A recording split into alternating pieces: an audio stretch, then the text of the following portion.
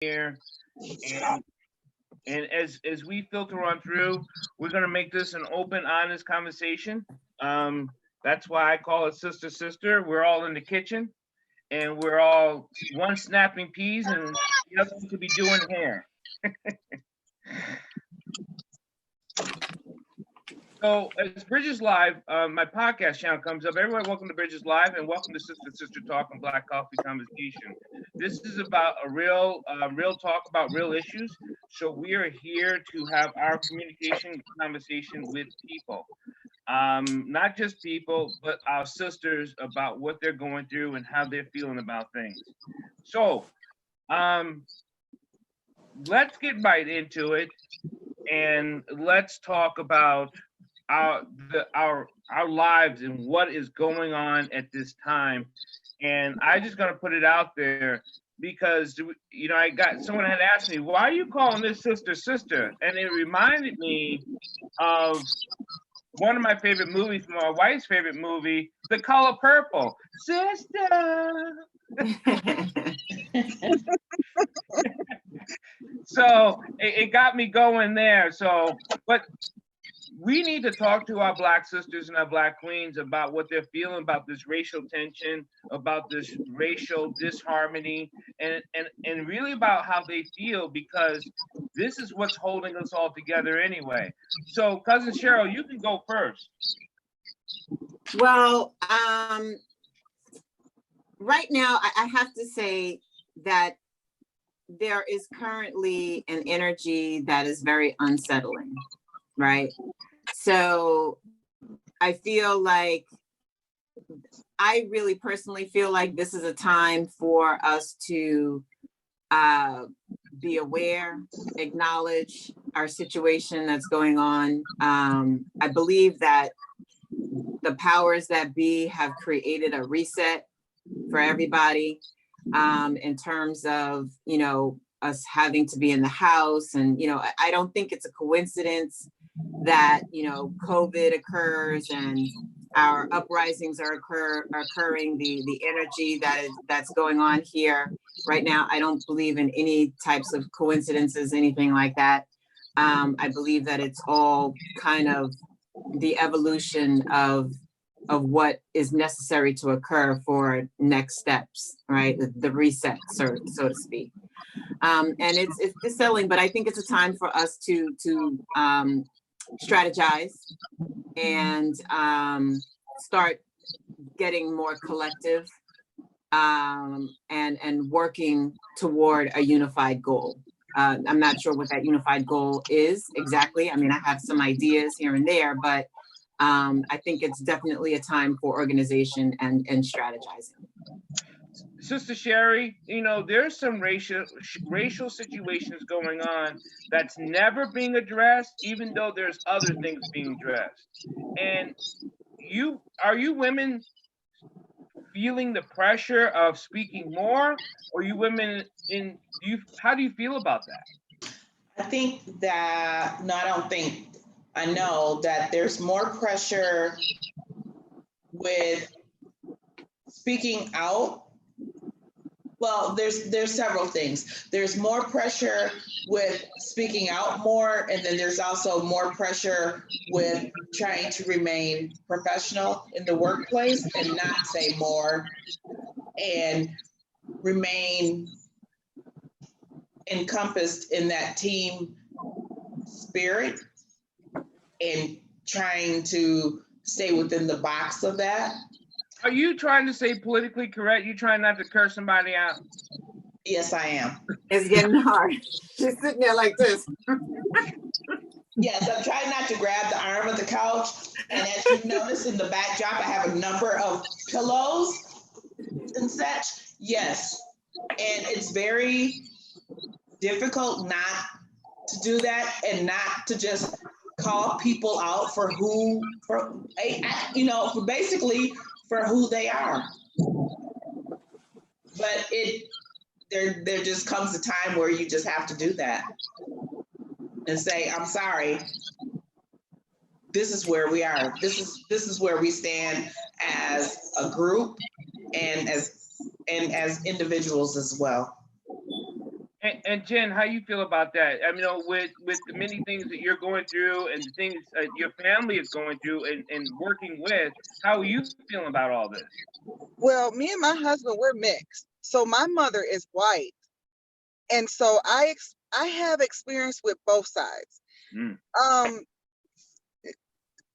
So it's kind of hard because you got white people who are not prejudiced, but they don't really understand what's going on. Like they don't even understand that racism is here. They really do not believe in their heart. Like they're like, like, what do we say? Like, we live in an all white community. We are the only Black family there.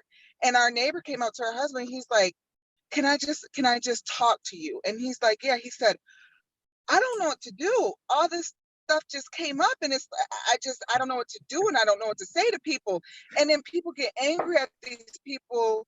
Oh, they're racist, but they're not. They don't understand. They don't know. So then you got the people, okay, so like yesterday we went to Dyer, which is a grocery store in Michigan, and this lady was racist. And my husband, who grew up with a Black family, he didn't even realize it. But I did. So what she did was, he got in one of them buggies that drive you around that the old people get in. And when he got out, he grabbed his phone, and she said, you can't take that with you. What do you got?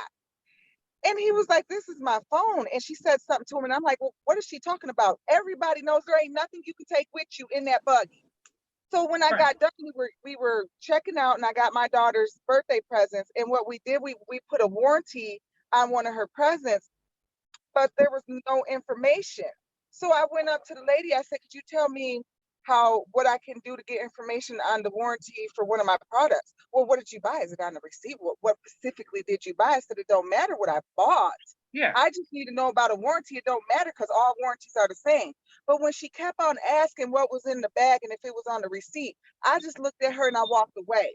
I didn't curse her out. I didn't say a word, but my husband kept on entertaining her like, well, this is what we're trying to do. And finally, I said, come on, because I knew what she was doing. And she knew what she was doing. But all white people don't know what's going on. They are really like, they are so in a bubble because they've never had to deal with it. So now I'm going to ask you, sisters, and I think my wife is back now. Is those situations are coming up? We hear from my daughters. My daughters are mixed. My children are mixed. They're going through a very situational between how they feel, and they get it from both sides. But Janine, how do you taking on just even what happened with Jen? It's angering to you, and you have situations that you deal with every day. Yeah, I think what my husband is talking about, I work for a Jewish family. I've been with them for 24 years, taking care of their special needs son as his nurse. And I know these people very well, and I know their hearts. And my neighbors, who I've lived next door to for over 20 years, I know their hearts. And so it is very difficult when you have people that are that white people that you know their hearts, you know they're good people, and they have even said to me when all of this, like, they never really said we didn't know this was happening. They're like, we don't know what to say to you. We don't know how. We don't know what to do, and it's not our job to educate the white population on how to govern themselves accordingly. That's not our job. I shouldn't have to tell you how to respond. You are a person first. Look at us like we are people as well. And so we, over the years, we've always talked openly about race and when things have happened. So again, I'm in a situation where I am around, that population a lot, but these people have been in my life for so long, and we've had conversations, difficult conversations, not just about race, about a lot of things over the years. So for me, there's a level of comfort that I know that they are in the fight and they would be in the struggle with us. But at the same time, I'm not naive to think that at the end of the day, if stuff hit the fan, what, who's really going to be there? So to speak, if we had to take up arms, who's going to be there? So you sisters, all of you, there are some other women out there don't feel like you sisters got their back. Now there's a problem there. Right? What do you mean? What do you mean? We don't have their I don't back? understand the question. Like, because I think there's some women who are very fighting against each other. We have too much infighting. Oh, you mean sisters fighting sisters against sisters? Yeah. Competition? You mean like competition? All of it. It's really all of it. I mean, we got to get past all of it. And somehow, if the unity of women don't pull together, I mean, the men have its own issues, but if the women don't pull together, we're in trouble. Right. Yeah. Because we're the foundation, the nurturers. Right. Well, I think that I think that at the end of the day, when it comes to Black women supporting one another, whatever differences, it's almost like when you're growing up in your house and you can fight with your siblings all day long, and then you go out in public and somebody wrongs your sister that you just had a fight with in the house, and you're on her side because that's your sister. And so we may have our differences here or there, but at the end of the day, let something go down, we're gonna have each other's back. Sherry? Right. No, I totally agree with that. We do stick together with our siblings, but as a group or a race, we have to learn to do that as well, which brings us to the point of not taking each other's lives as well. I mean, that's the elephant in the room as well, that we have to, that no matter what goes on, we still have to come back to that as well. Yep. No matter what other topics we discuss and what other groups or in circles that we discuss, whatever topics that we're discussing, we still will always have to come back to that topic. And we can discuss that, and we're not going to let other people take that as a reason to not do the correct policing or whatnot. But that's still something too that has to be resolved as well. Oh, absolutely. I totally agree. Jen, how do you feel about that? Older women, yes, older Black women have each other's back. They have a different mindset. But younger Black women, they are so jealous of each other. They don't have each other's back. They rather fight with you because you're cute, or your hair is better than mine, or you got that man, or that's like if my husband went on and cheated on me, instead of dealing with him as a Black woman, what we do is we want to kill the women. We don't stick together as younger Black women. Now, older Black women, it's a little bit different. They're a little bit seasoned. They learn. They have a different mindset. But younger women, no, it needs help. I'm a little bit older, but I'm still in that young bracket. But people like me who have that different mindset need to help the younger people, the younger women, learn how to come together, because we're not there, especially where I am from. They rather fight. That kind of falls right to your wheelhouse, Coach Cheryl, because did we not mentor our did your sisters not mentor your young sisters? What do you think what do you think that is? So this takes me back to the very strong belief that the condition and the current state of our people, and I mean all of us, people of color, brown people, people who are descendants of Africa, we have a broken heritage. Therefore, it is impossible for us, unless we are taught, conditioned, trained, unless there is Maya Angelou has a part of her book, and Ayanla as well writes about this, where there are certain rituals and certain practices that have to be taken place where you are enlightened and awakened, and you kind of have to be down in the bottom of the barrel, and your heart has to be scooped out in order for you to kind of see the light and understand and start tapping into the possibility of getting some education and some knowledge. But if it's broken and it's systemic, then it's generational. And so you can't have a 30-year-old who has sense if she comes from generations of brokenness. Therefore, her mind, it's unfathomable. She can't even imagine what you're talking about, because this is on purpose. I mean, Right, you know, right. it's done on purpose. I mean, Christopher Columbus said it himself. Right. You know, when he got to Hispaniola, these are docile people that we can take over, and we can just rip the whole stuff over. And I mean, and just Do what we want. It was intentional. Just manipulate. Yeah. So, But how so do we now end it? we can't. So we basically, and with all the programming and with all the lack of education, you know, my 10-year-old is talking to me. You know, we're going over her history studies, and she's telling me about Harriet Tubman, and I'm like, do you understand what this really means? She's clueless, right?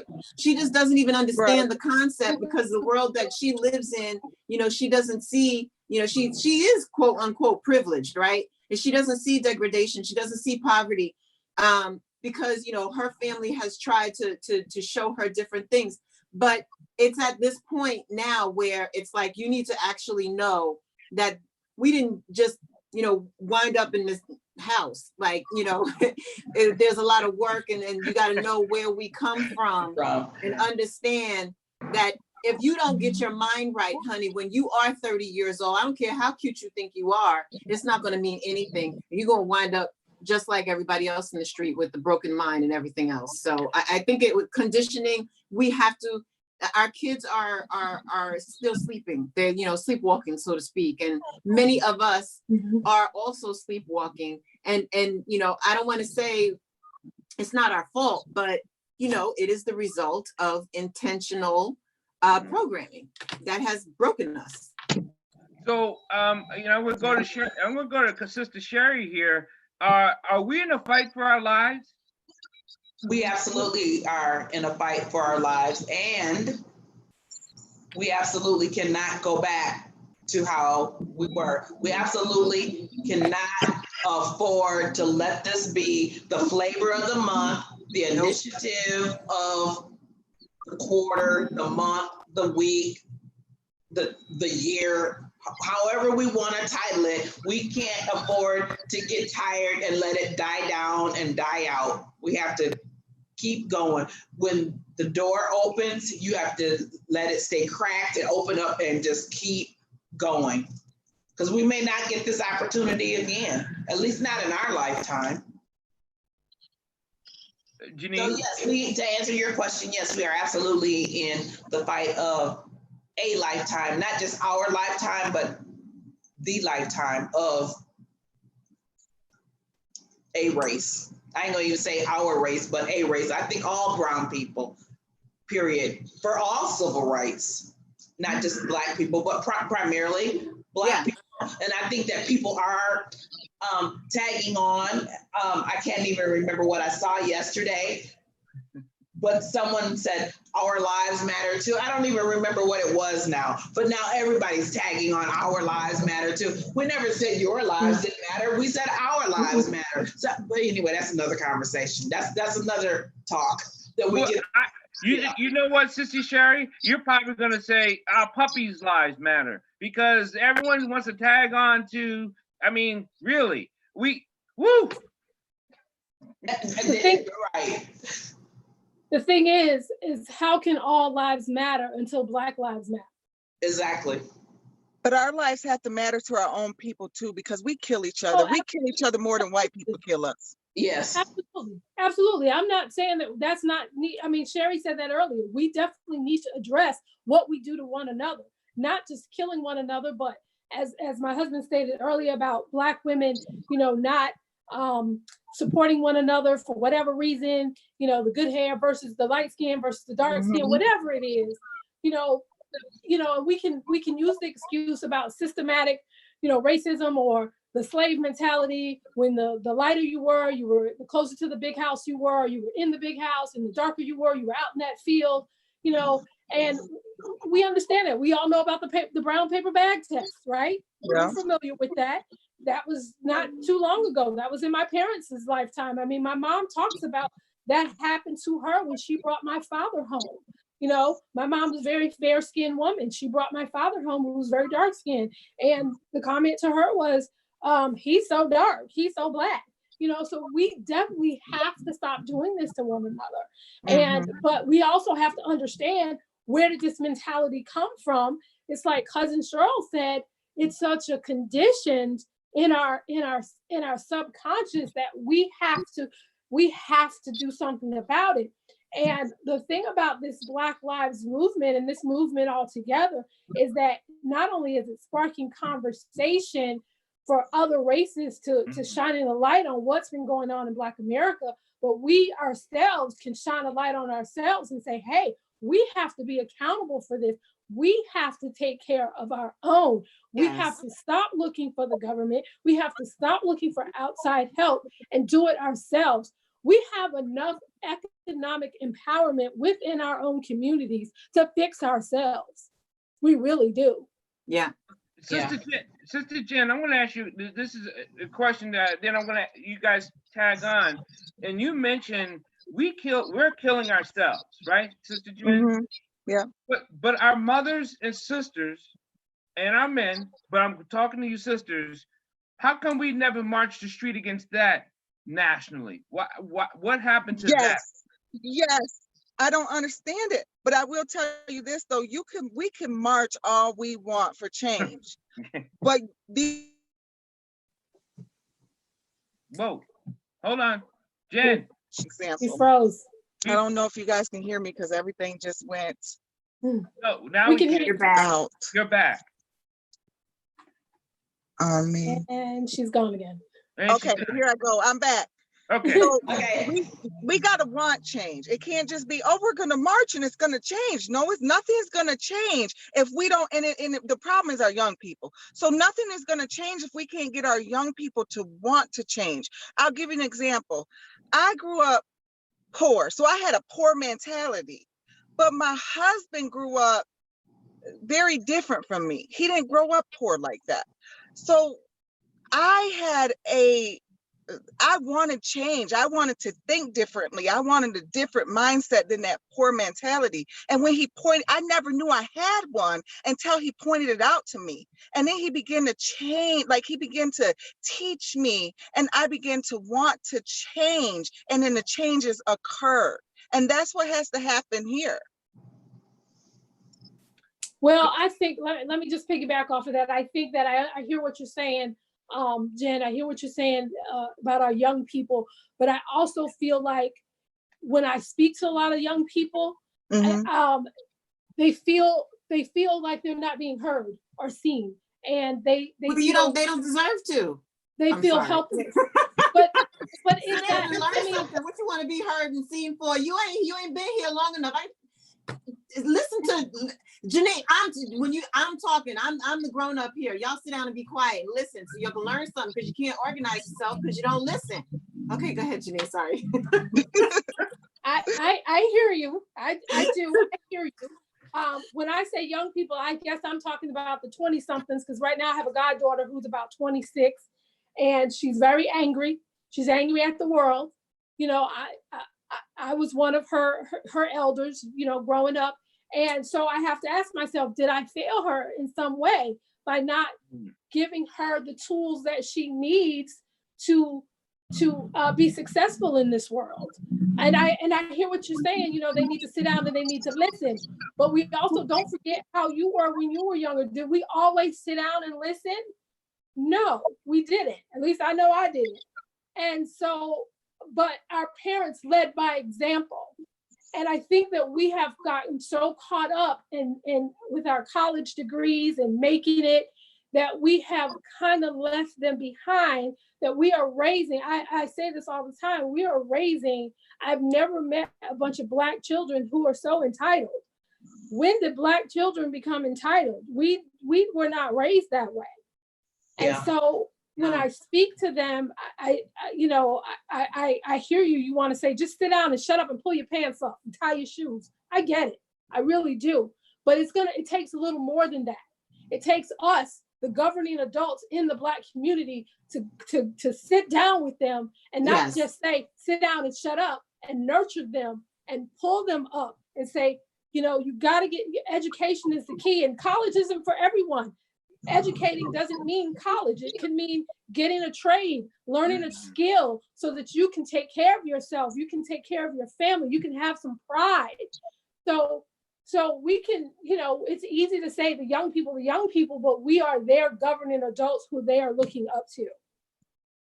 No, I agree. No, I'm just saying, I do agree with that. It is incumbent upon us to guide them, to teach them, but they have to be willing to listen and learn.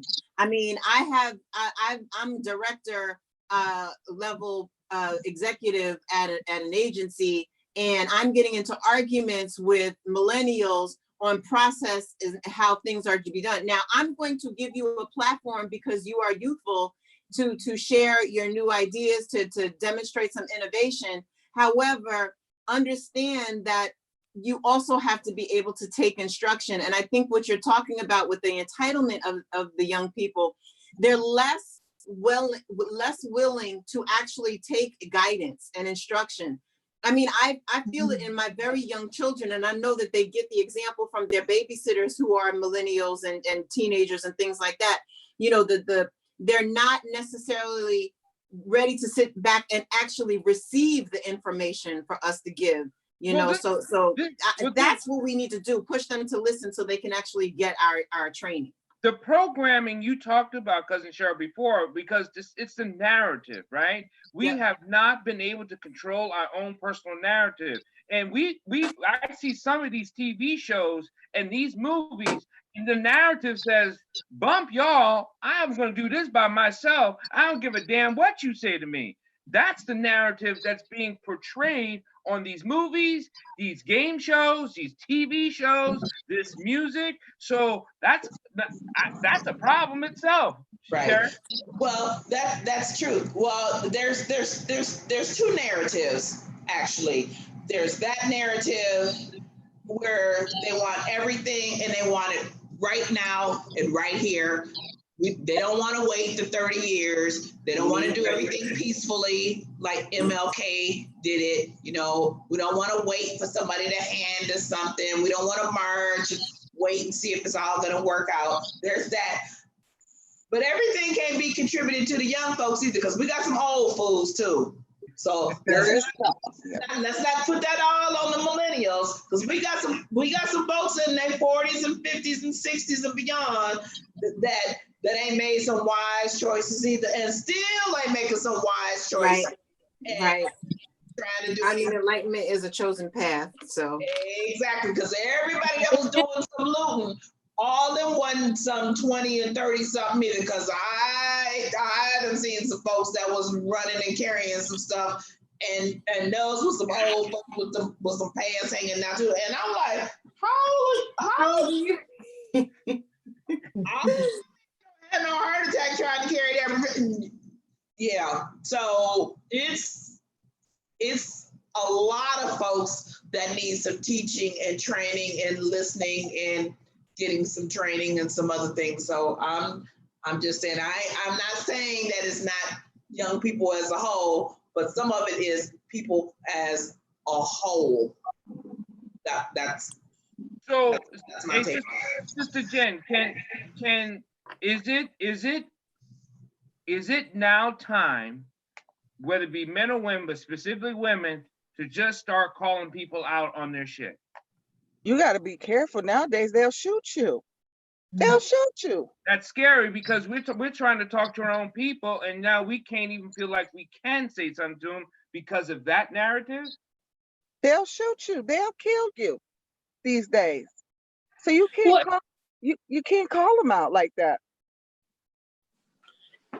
You know, it goes back to I was listening to the Mail show earlier that my husband did this morning with the men, and they were talking about we haven't had our village in a long time. You know, I remember playing on our street in New York, and if we stepped out of line and Miss Jenkins was looking out that window, Miss Jenkins would chastise you and put you in your place. You cannot do that today. You try to put somebody else's child in their place, and their trust and believe their parents are coming for you.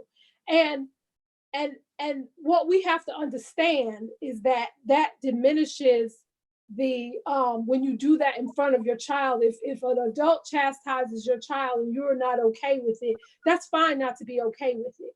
But I think that it should be something discussed in private with you and that other adult, because when you do that in front of your child, it diminishes authority to your child. So these children don't look at other adults as, you know, they're looking at us as their equal.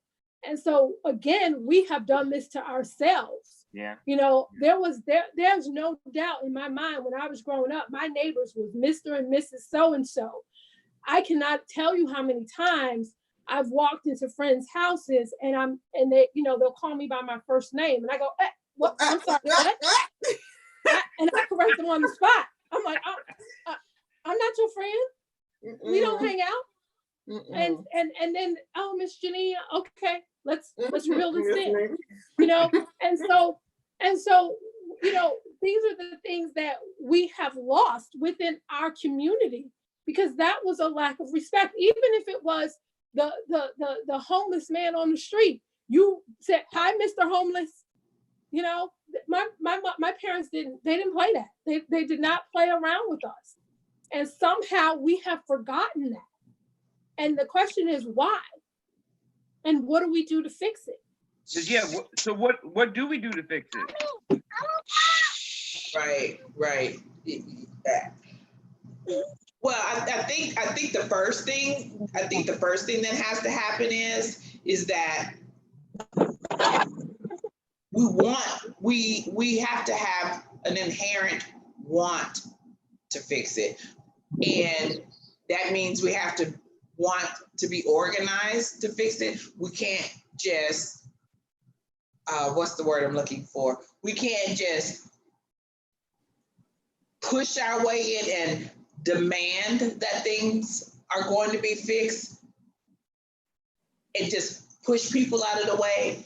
I'm not saying that peaceful protests didn't work, but there has to be some sense of order to getting things done.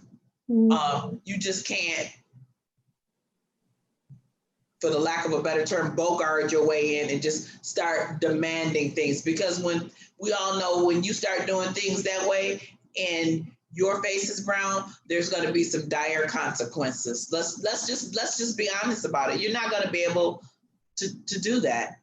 You'll have the National Guard marching up and down the street. You have to have a plan and you have to have some organization to that in order to get some folks at a table with a sit down. But let's be honest, we have to have some real folks that are going to be there talking on our behalf. And these weekend civil rights folks, the folks that only meet folks when something has happened and then they go back to their corner.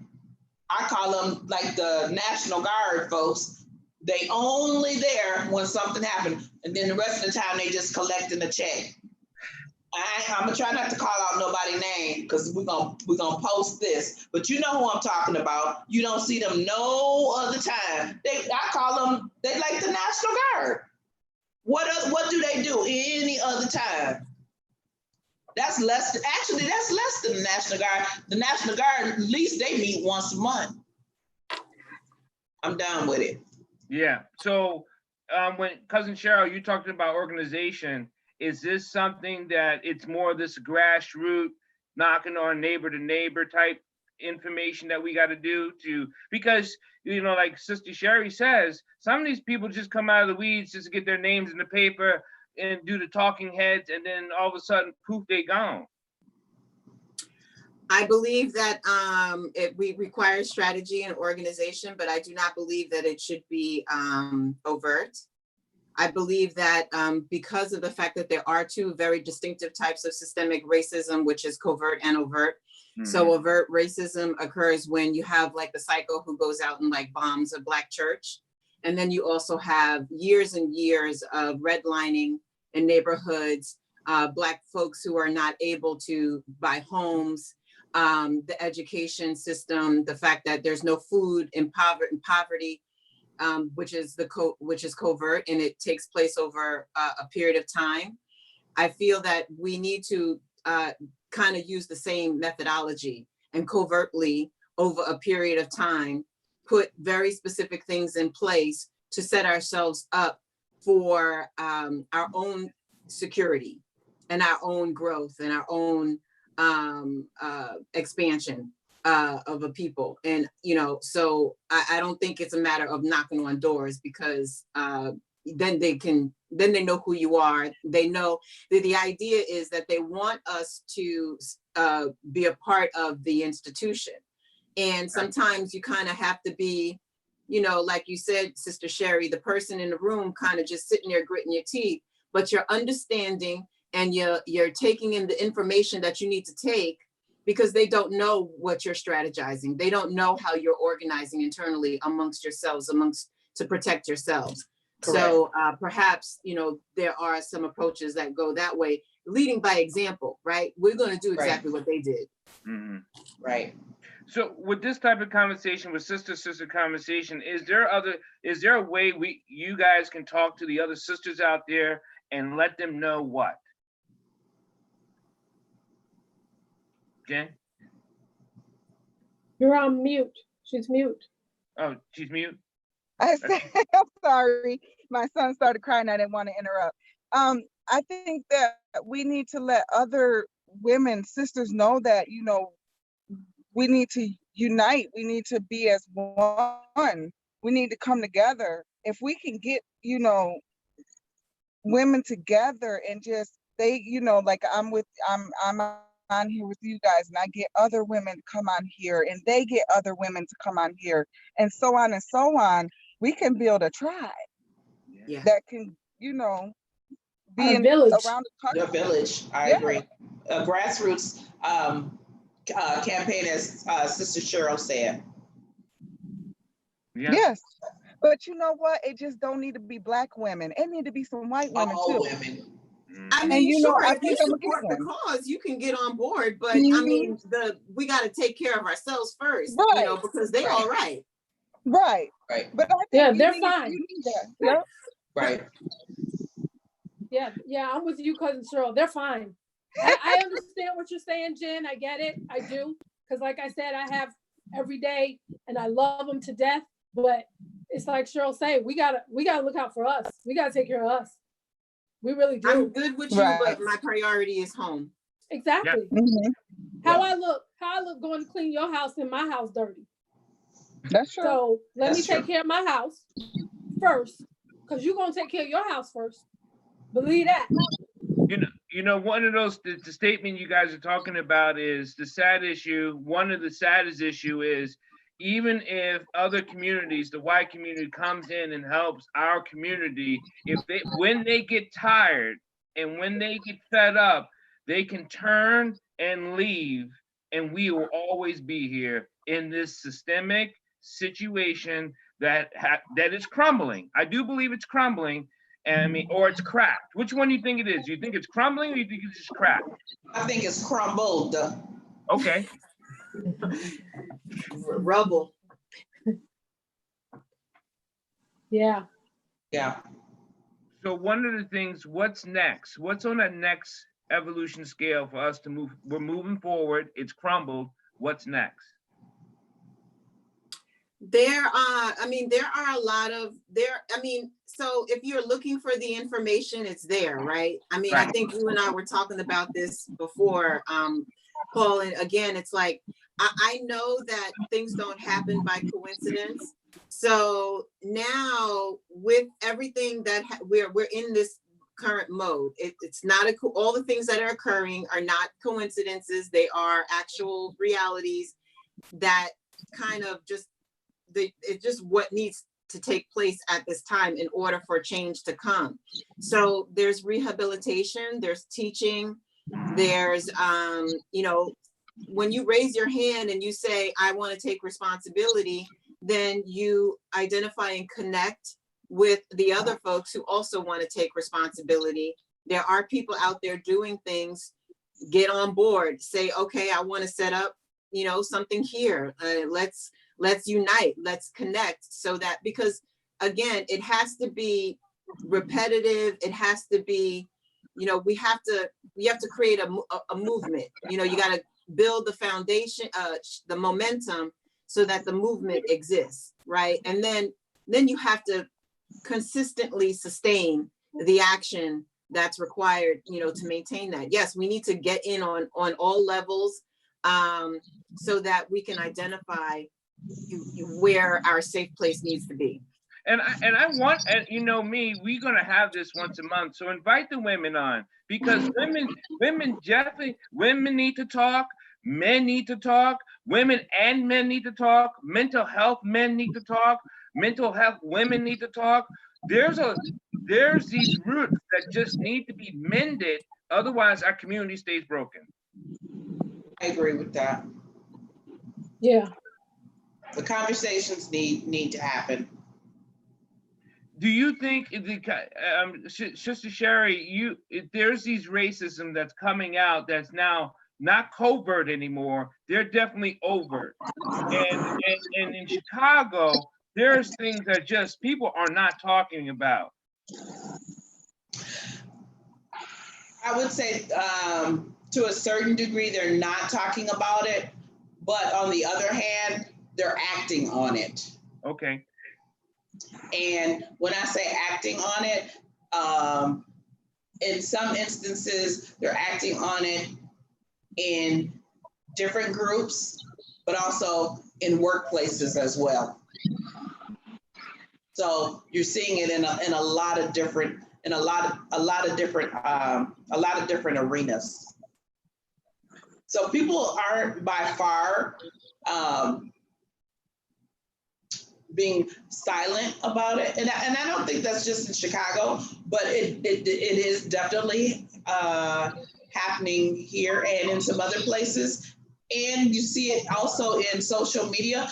People are just no longer silent about it, and not that they were necessarily silent about it previously, but now you're seeing it becoming more openly prevalent. Janine, I know when you watch something and there's some people that just come out of their face and say, how can you swim in this pool?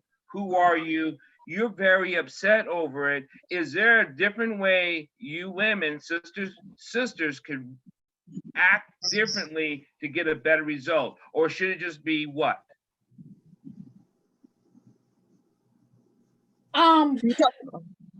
You know, you're okay. So let's unpack this.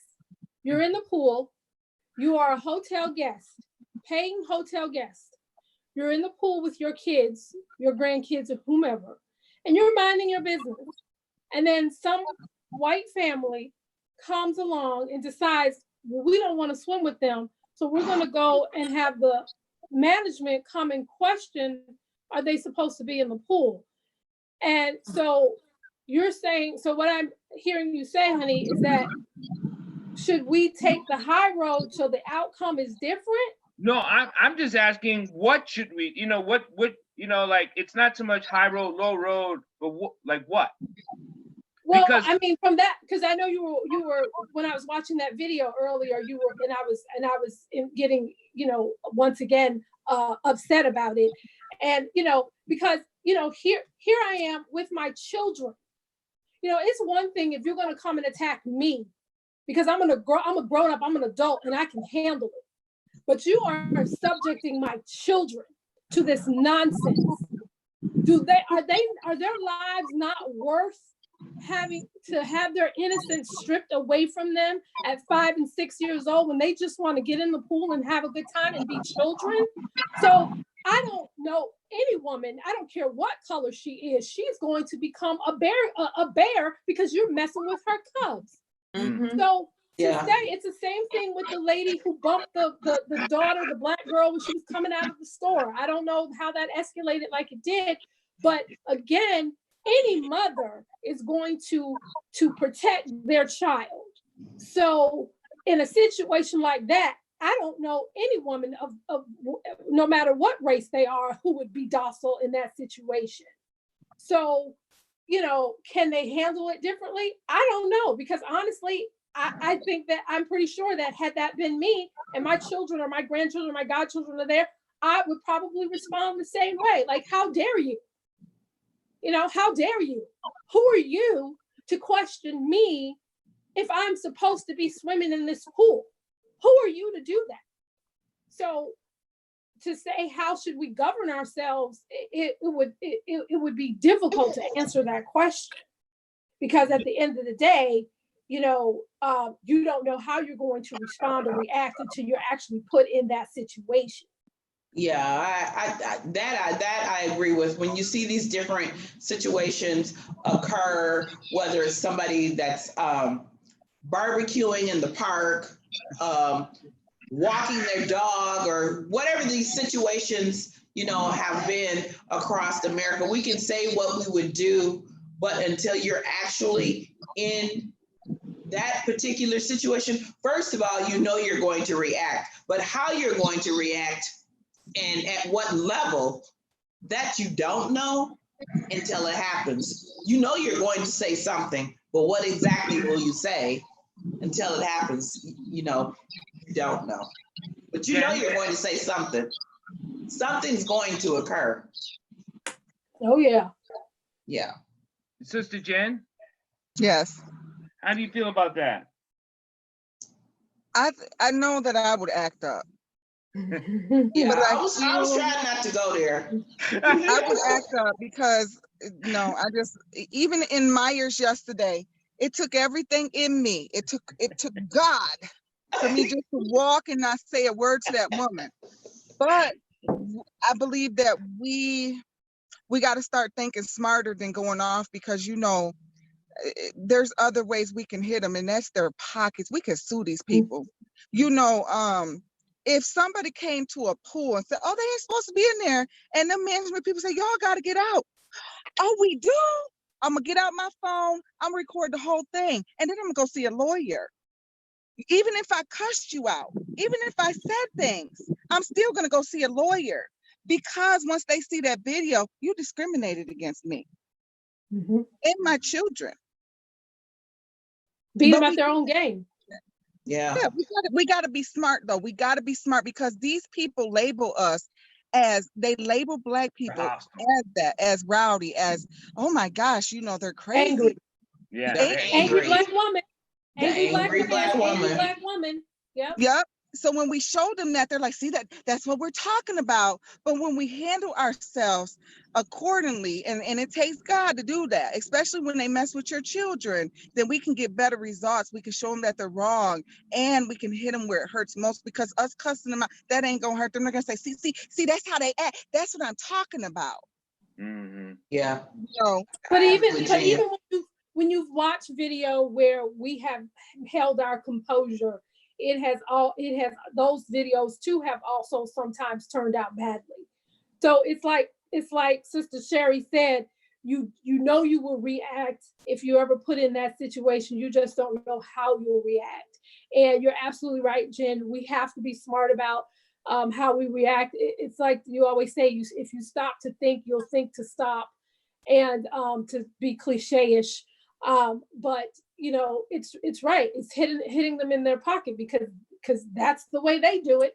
They don't like something, they will get on that internet and write a letter in a minute. And the one thing I have learned, being in that environment I've been in for the last 24 years, is that sometimes the pen is mightier than the sword. And I have gotten a lot of results by, you know, filing a complaint and writing letters or whatever. And I'm not saying that that's the answer here, But what I'm saying, what my point I'm making is that sometimes we have to woo-saw and take a moment and breathe, and woo-saw, and with calmness try to. Like, I know you didn't just say, did you just, Did you just, right. And you know, that's the signature Jesus of a better black woman. come and Jesus better come and get you right now. Yeah, that is the signature of a black woman. When she be like, did you just, wait, did you? She repeats what you just said. You know, you better back up a few steps. And more than the social distancing amount. I mean, more than the social distancing amount. Yes. Yes, indeed. So is that the sister code? When the sister repeats exactly what you just said, it's time to rethink what you just said. Yeah. Twice. Or they put that thing. Let me tell you one thing. Yeah, we have certain codes where we know it's about to go down. It's and the other people in the store do too, because they start walking off. Mm-hmm. Yeah, and I think we developed that by the age of 2, because I've seen it in my goddaughter already. Yeah. So I got the one last question, and then we'll end up finishing up. Do you believe these people are really getting fired? Who doesn't? Yes. I don't believe they're getting fired. I am going to tell you that right now. I think it's all like a social media. I don't believe that everybody's getting fired. I believe that some people may be getting fired. I believe they may be getting reassigned. I just don't believe that everybody's getting fired. Yes. Not everybody, but some of them are. Some companies are genuinely, they are not going to put up with it, and they will fire you. I do believe that. Yeah, some of them. Yes, I believe some of them are getting fired. Yeah, I'm in agreement with both with Sherry and Jen on that. I think some are getting reassigned and saying they've been fired or they've been removed from that position. Being removed from that position doesn't mean you've been removed from the company. It just means you've been removed from that position. What always gets me is when they've been placed on administrative leave with pay. So basically they're sitting at home on vacation for discriminating someone or talking out of their face wrongly to someone of color, and they're sitting home getting paid to do it. Okay, I see. But, you know. Before we close up, I'm going to go around the robin. Sister Sherry, before we end up sister, what would you like to say to some of the sisters out there in the community? What I would like to say is stay strong and don't just take anything, and talk it through with your other sisters, and not just your sisters, but your brothers as well. Make those phone calls, make those texts. Don't just sit there and struggle with it. And documentation. Document. And Cousin Cheryl. Yes, I you cannot disagree with Sister Sherry's statement and advice. It is the same. Also, just take the initiative to get learned, and start your own self-cleaning system, so to speak, so that you can strategize and organize, because the organization is definitely necessary for change. And Janine, my wife, beautiful wife, please.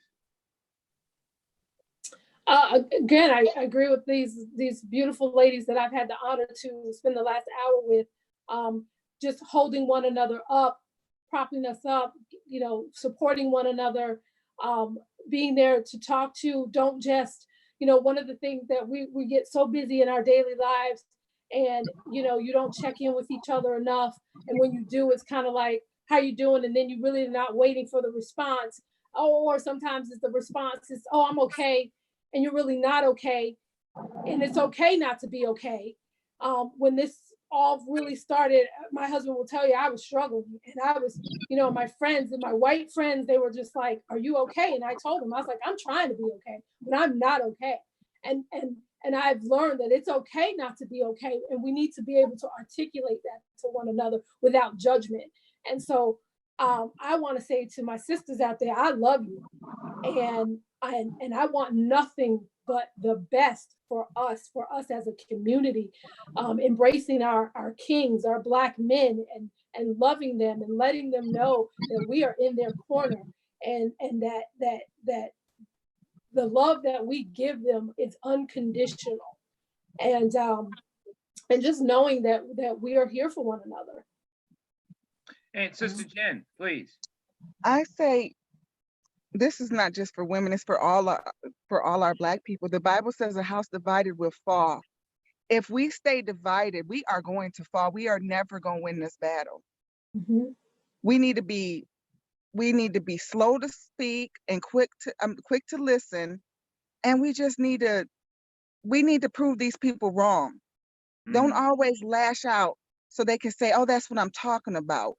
You know, we got to come together, and we got to be as one together, because if we're not, it's never going to work. They're always going to win. And that's all I have. Well, I want to say thank everyone for coming on Black Coffee Conversation, my sister segment. And my idea, what I'm trying to do is champion the calls of conversation. That's why I call it a conversation. And even with my Bridges Live, it's about a conversation, understanding, and information and action. It's not political. Let's get that straight, because we're not talking about a party system. And that's what Cousin Cheryl talked about, that systemic issue. Party systems are systemic, and they keep the same thing over and over and over and over again. So we have to bridge this fight together. There's a lot of issues we are working on, but if we roll them together and we move them forward, they crumble, right? They tear down all these walls. So thank you, sisters, for coming on to Sister. Again, next month, we'll have our conversation, and please, and anyone who's listening to this, when you share it and like it, whatever, if you want to come on, just contact me and just come on in. We'll send you the link, and you can come on Sister, or any other programming I have. So anyone say anything? Who wants to do the prayer? I was going to do the prayer before we take out of here. All right, everyone, bow your heads. Thank you, Heavenly Father, for bringing all our sisters together and our community together, all our people together, because we know without you, as keeping you in our sights, we will fall. We will divide it, like Sister Jen said. As a house divided amongst itself, it shall fall. And we are not here to fall anymore. It is not a struggle. It is a movement forward. And in Jesus Christ we pray, amen. Thank you, Amen. sisters. Amen. Amen. Amen. Have a good afternoon. Have a great Saturday, and blessings to all of you. Thank Thank you. you. Nice to meet you all. Nice Nice to to meet meet you. y'all. Bye. See you next Bye. time. Girl. Bye.